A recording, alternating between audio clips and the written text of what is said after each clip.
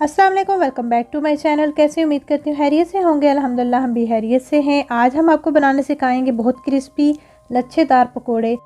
पकोड़े तो आपने कई तरीके के बनाए होंगे और खाए होंगे, इस बार आप ऐसे ट्राई करें। आई होप आपको ये रेसिपी बहुत पसंद आने वाली है। तो रेसिपी को करते हैं स्टार्ट। यहाँ पे मैंने 3 मीडियम साइज़ के आलू ले लिए, उनका छिलका उतार के अच्छी तरह से वॉश कर लिया है। अब आलू को बारीक स्लाइसिस में हम काट लेंगे और अच्छी तरह से बारीक स्लाइसिस में काटने के बाद अब इसकी मैं कटिंग कर लूँगी। स्लाइसिस करने के बाद 1 बाय 1 मैं इनको गट्ठा कर लूँगी और तेज़ छुरी की मदद से इनकी जो है ऐसे कटिंग कर लूँगी।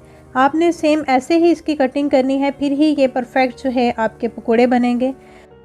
और ये देखिए सारे आलू जो है मैंने ऐसे ही जो है थिन सी जो है इनकी कटिंग कर लिया। अब एक बाउल में पानी लूँगी और इनको पानी में ऐड करके इनको अच्छी तरह से वॉश कर लेना है और पानी बिल्कुल खुश्क होना चाहिए।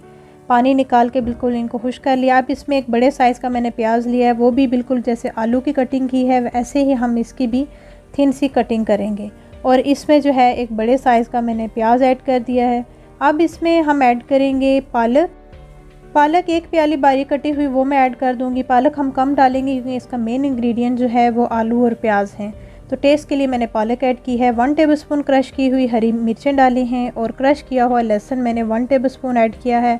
और इसमें 1 टेबलस्पून दरदरा कुटा हुआ जो है खुश्क धनिया हम ऐड करेंगे और साथ ही 1 टीस्पून इसमें अजवाइन हम डालेंगे और 1 टीस्पून इसमें जो है रेड चिली क्रश की हुई वो डालेंगे और नमक टेस्ट के हिसाब से हम इसमें ऐड करेंगे।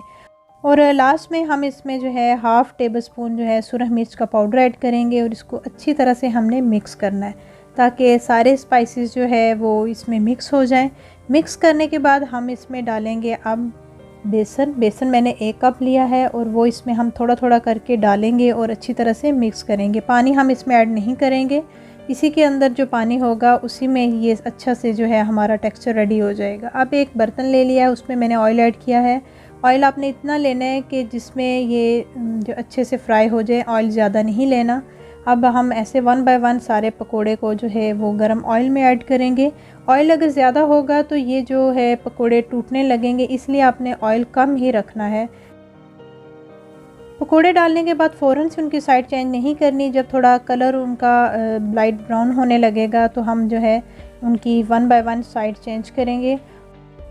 और बहुत ही अच्छा सा इनका कलर नज़र आ रहा है और बहुत ही क्रंची और बहुत ही ज़बरदस्त से ये हमारे पकोड़े रेडी होते हैं। इनको आप ज़रूर ट्राई कीजिएगा और आई होप आपको ये रेसिपी बहुत अच्छी लगेगी। और इसकी फुल डिटेल डिस्क्रिप्शन बॉक्स में ऐड कर दूँगी। अगर चैनल पे नए आए हैं चैनल को सब्सक्राइब कर लीजिएगा और मेरी वीडियो को लाइक और शेयर ज़रूर कीजिएगा। इंशाल्लाह मिलेंगे नई रेसिपी के साथ। टेक केयर, अल्लाह हाफिज़।